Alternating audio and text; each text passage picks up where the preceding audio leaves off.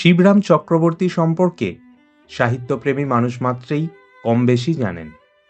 তাই বিস্তারিত জীবনীতে যাওয়ার আগে তাঁর জীবনের মিথের পর্যায়ে পৌঁছে যাওয়া ঘটনাগুলি সম্পর্কে আগে জেনে নেব। শিবরাম চক্রবর্তীর বাউন্ডুলেপনা ছিল তাঁর রক্তে। রাজপরিবারে জন্ম হলেও সংসার বা সম্পত্তির প্রতি তাঁর কোনো টান ছিল না। প্রাথমিক স্কুলে পড়ার সময় দেশজুড়ে স্বাধীনতা আন্দোলনের জোয়ার। স্কুলে প্রবন্ধ লিখতে বলা হলো, বড় হয়ে কি হতে চাও? শিবরাম লিখলেন, দেশপ্রেমিক। সেই দেশপ্রেমিক হতেই এক বন্ধুর হাত ধরে তিনি বিপ্লবী দলে যোগ দেন। ছোটদের কাজ ছিল গোপনে চিঠি ও অস্ত্র পৌঁছে দেয়া।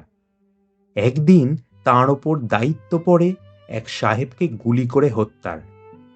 বিশাল সবার মাঝখানে পিস্তল পকেটে নিয়ে দাঁড়িয়ে পড়েন শিবরাম, দেশের জন্য মরতেও প্রস্তুত। ঠিক সেই মুহূর্তে মাইকে ঘোষণা করা হয়, শিবরাম চক্রবর্তী মঞ্চে এসো। কারণ উদ্বোধনী সঙ্গীত গাইতে হবে তো। গুলির বদলে গান, পকেটের গান পকেটেই থেকে যায়।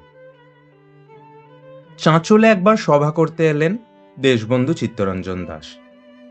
শিবরামও ছুটলেন সেই সভায়। চিত্তরঞ্জন দাসের ভাষণে এমনভাবে উদ্বুদ্ধ হলেন কিশোর শিবরাম যে দেশবন্ধু ট্রেনে উঠতেই একই বগিতে লাফ দিয়ে উঠে পড়লেন। উঠেই দেশবন্ধুকে বললেন, আপনার সঙ্গে কলকাতায় যাব।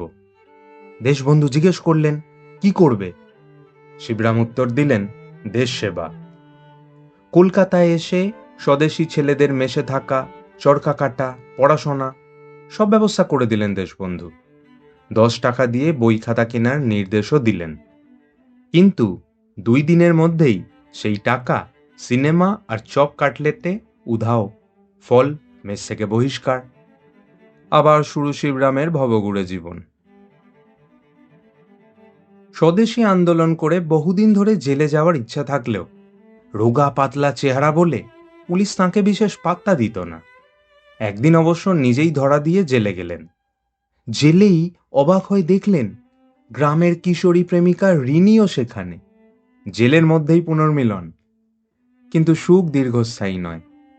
কয়েকদিনের মধ্যেই শিবরাম বদলি হয়ে গেলেন অন্য জেলে। আবার বিচ্ছেদ। গ্রাম থেকে পালিয়ে কলকাতায় এসে তার প্রথম জীবিকা খবরের কাগজ ফেরি। কখনো হেদুয়া, কখনো শ্যামবাজার, কখনো বউবাজার। পুরনো ফেরিওয়ালাদের বাধায় বারবার এলাকা বদল করতে হতো তাকে। তবে রবিবারের বুদ্ধিটা ছিল শিবরামীয়। রবিবার অন্য ফেরিওয়ালা কম কাগজ তুলত, কিন্তু তিনি তা করতেন না। কাগজ নিয়ে বিক্রি করতে চলে যেতেন সিনেমা হলের সামনে। কারণ হলে ছাড়পোকা এত বেশি যে দর্শকরা কাগজ না নিয়ে বসতেই পারত না। একটা কাগজ নিজের জন্য রেখে বাকি বিক্রি হলে নিজেই হলে ঢুকে পড়তেন। একসময় শরৎচন্দ্র চট্টোপাধ্যায়কে ঈশ্বরের মতো শ্রদ্ধা করতেন শিবরাম। নিজের বইয়ের পাণ্ডুলিপিও নিয়ে গিয়েছিলেন তার কাছে। শরৎবাবু ভূমিকাও লিখে দিয়েছিলেন। কিন্তু দেনা পাওনা উপন্যাসের নাট্যরূপ ষোড়শী নিয়ে সব সম্পর্ক ভেঙে যায়। শরৎচন্দ্র চট্টোপাধ্যায়ের বিখ্যাত উপন্যাস দেনা পাওনার নাট্যরূপ দিয়েছিলেন শিবরাম চক্রবর্তী ষোড়শী নামে। কিন্তু ভারতী পত্রিকায় সেই নাট্যরূপ প্রকাশ পেলে শিবরামের বদলে শরৎচন্দ্রের নাম ছাপা হয়।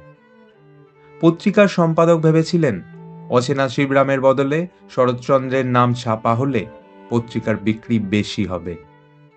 এখানেই শেষ নয়। এই ষোড়শীকে ঘিরে এক অন্যায় অবিচারের ঝড় চলে শিবরামের উপর দিয়ে।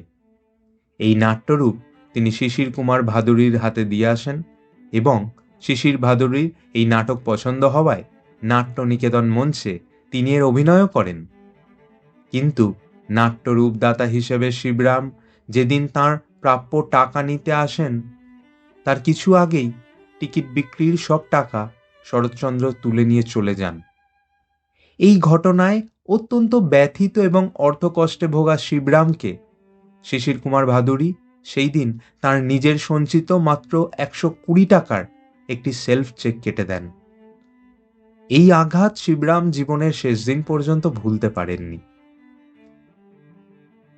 তবে টাকার প্রতি কোনো আসক্তি ছিল না। প্রেমেন্দ্র মিত্রের সঙ্গে সিনেমা হলে বসেই বেরিয়ে পড়েছিলেন মানুষ ভ্রমণে, দেশে দেশে ঘোরা। প্রেমেন মিত্রের প্রশ্ন, টাকা কই? শিবরামের উত্তর, 1,00,000 টাকার মামলা জিতেছি। সত্যিই 1,00,000 টাকার মামলা করেছিলেন পৈতৃক সম্পত্তির দাবিতে। উকিল নেই, নিজেই উকিল। সাক্ষী, যার বিরুদ্ধে মামলা তাকেই সাক্ষী বানালেন। তার বিশ্বাস ছিল সেই আত্মীয় মিথ্যে বলবে না। কিন্তু ফল যা হওয়ার তাই হলো, মামলা ডিসমিস। একেবারে শিবরামীয় মামলা। জাগতিক কোনো মোহ ছিল না শিবরামের। তার মুক্তারাম স্ট্রিটের মেসে চোর ঢুকে কিছু না পেয়ে নিজেই রেখে যায় 10 টাকা, আর সেই চিঠিতে উপদেশ রেখে যায়, এই টাকায় ধূপকাঠি কিনে ফেরি করো, জীবনে উন্নতি হবে। তবে মিষ্টি খেতে বড় ভালোবাসতেন। যুগান্তর পত্রিকার দেউলিয়া হয়ে বন্ধ হওয়ার দশা, তিনি মাত্র 500 টাকায় যুগান্তরের স্বত্ব কিনে সম্পাদক হলেন। যুগান্তরে সরকারের বিরুদ্ধে লেখা চেপে শিবরামও পড়লেন রাজরোষে।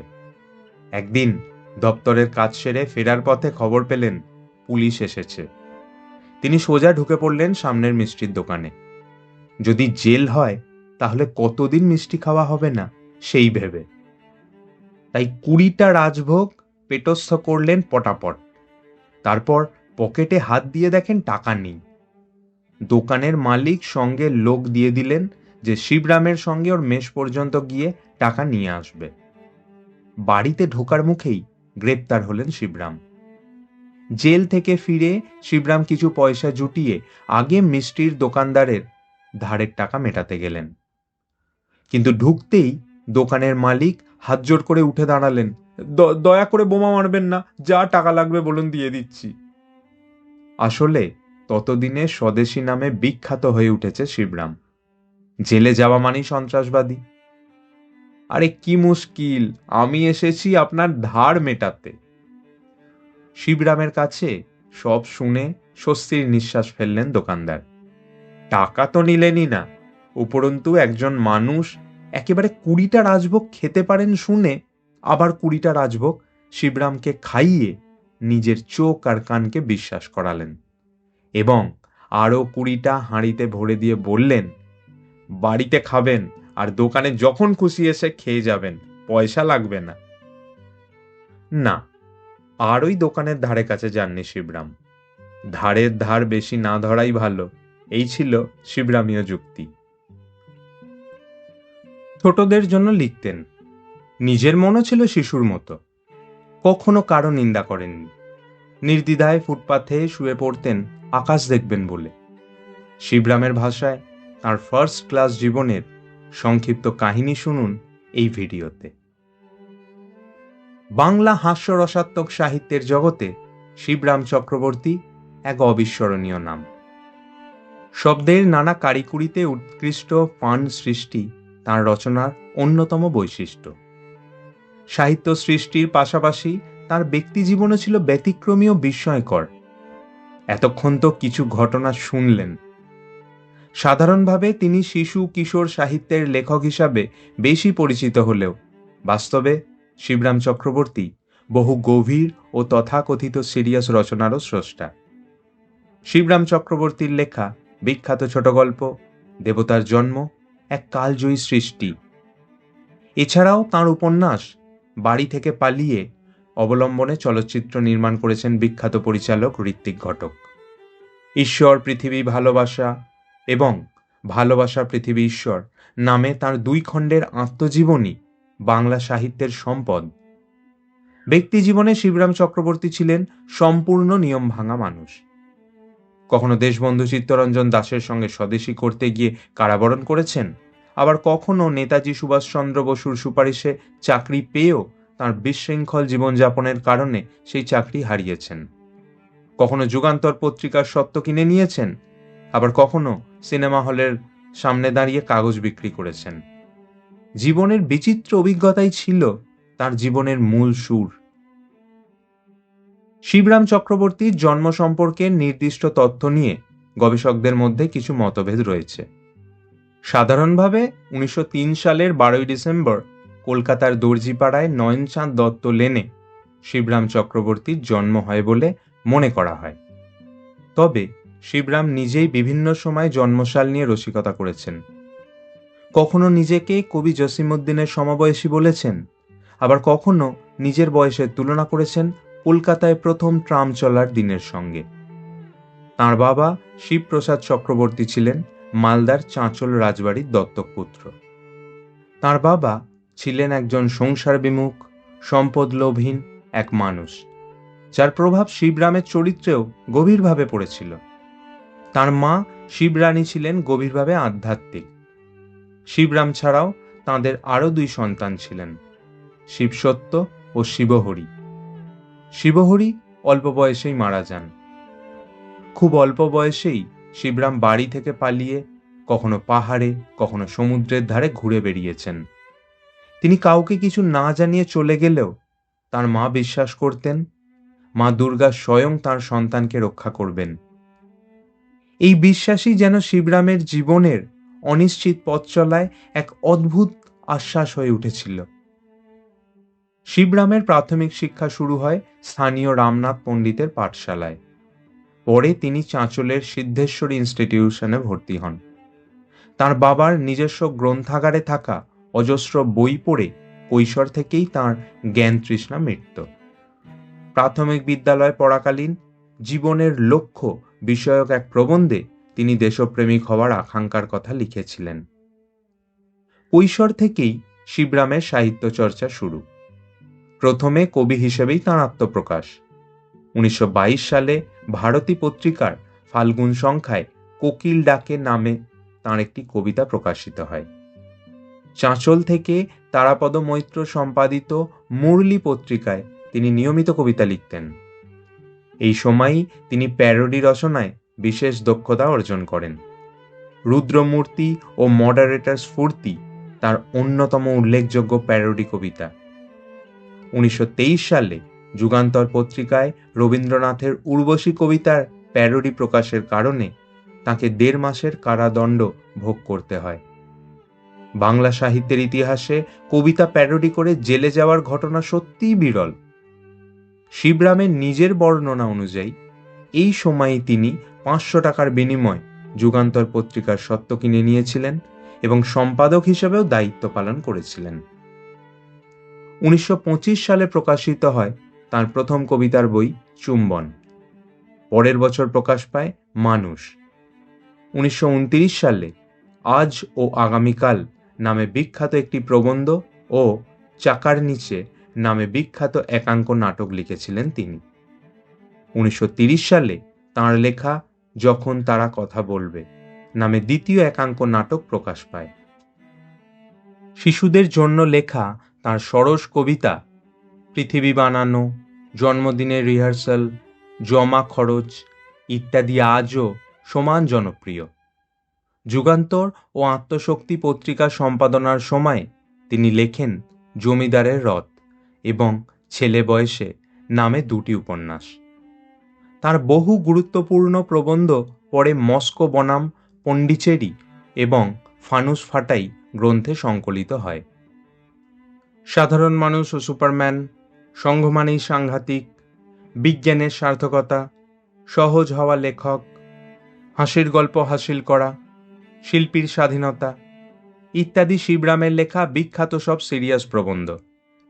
বলাই বাহুল্য, শিবরাম চক্রবর্তীকে সাহিত্য মহলে যেভাবে প্রক্ষেপিত করা হয় তাতে তাঁর এই প্রবন্ধগুলির নিরিখে ভাবনার বদল করা জরুরি হয়ে পড়ে। 1937 সালে রামধনু পত্রিকায় তাঁর লেখা বাড়ি থেকে পালিয়ে উপন্যাসটি প্রথম প্রকাশ পায়।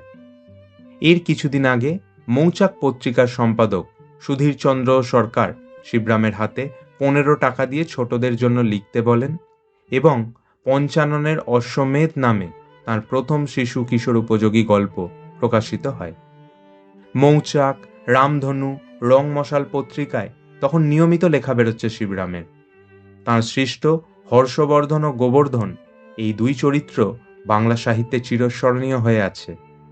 তাঁর লেখা বিখ্যাত গল্পগুলির মধ্যে উল্লেখযোগ্য হল হর্ষবর্ধনের বাঘ শিকার, ঋণং কৃত্যা, চেঞ্জে গেলেন হর্ষবর্ধন, গোবর্ধনের প্রাপ্তিযোগ, হারাধনের দুঃখ, ঘোড়ার সঙ্গে ঘোরাঘুরি, হাতির সঙ্গে হাতাহাতি, ঢিল থেকে ঢোল ইত্যাদি। তাঁর উপন্যাস বাড়ি থেকে পালিয়ে অবলম্বনে চলচ্চিত্র নির্মাণ করেছেন বিখ্যাত পরিচালক ঋত্বিক ঘটক। ঈশ্বর পৃথিবী ভালোবাসা এবং ভালোবাসা পৃথিবী ঈশ্বর নামে তাঁর 2 খণ্ডের আত্মজীবনী অত্যন্ত বিখ্যাত। শিবরাম চক্রবর্তী মৌচাক পুরস্কার, আনন্দ পুরস্কার এবং প্রফুল্ল স্মৃতি পুরস্কার সহ বহু সম্মানে ভূষিত হয়েছেন। 1980 সালের 28শে আগস্ট শিবরাম চক্রবর্তীর মৃত্যু হয়। তবে তাঁর হাস্যরস, মানবিকতা ও গভীর মনন আজও বাংলা সাহিত্যে সমানভাবে জীবিত। ভিডিওটি ভালো লাগলে লাইক এবং শেয়ার করবেন। কেন করবেন? কারণ সব বাংলায় গত প্রায় 10 বছর ধরে বাংলা ভাষায় সঠিক ও নিরপেক্ষ তথ্যভাণ্ডার গড়ে তুলতে আপ্রাণ চেষ্টা করছে। সস্তায় জনপ্রিয় হওয়ার মতো ভিডিও সব বাংলায় বানায় না। অনেক পড়াশোনা করে বাঙালির জন্য বানায় এই সমস্ত ভিডিও। আগামী প্রজন্মের জন্য, বাংলা ভাষাকে বাঁচিয়ে রাখার জন্য এই ধরনের কাজে আপনার একটি লাইক ও শেয়ার মূল্যবান। কারণ এভাবেই আমরা প্রমাণ করতে পারি সস্তার জনপ্রিয়তা নয়, বাঙালি সুস্থ সংস্কৃতির পাশে চিরকাল ছিল, আছে, থাকবে।